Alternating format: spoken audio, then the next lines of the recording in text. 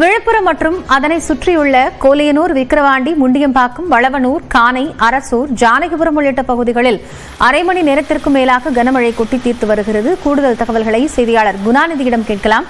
குணாநிதி, இப்போ மாவட்டம் முழுக்க பரவலான மழை பெய்கிறது, விவரங்கள் என்ன? காயத்ரி, விழுப்புரம் மாவட்டத்தில் கடந்த சில வாரங்களாக பாத்தீங்கன்னா கடுமையான வெயில் காரணமாக பொதுமக்கள் மிகுந்த சிரமத்திற்கு ஆளாயிருந்தாங்க. இந்த நிலையில பாத்தீங்கன்னா இன்று காலை முதலே வானம் மேகமூட்டத்துடன் காலைப்பட்ட நிலையில தற்போது கடந்த அரை மணி நேரமாக கனமழை என்பது வெளுத்து வாங்கி வருகிறது. குறிப்பாக விழுப்புரம் மற்றும் அதனை சுற்றி இருக்கக்கூடிய கானை, அரசூர், வளவனூர், கோலியனூர், விக்கிரவாண்டி என பரவலாக கனமழை என்பது பெய்து வருகிறது. தற்போது பெய்து வரக்கூடிய இந்த திடீர் கனமழை காரணமாக வாகன ஓட்டிகள் ஒரு மிகுந்த சிரமத்திற்கு ஆளாகி இருக்கிறாங்க.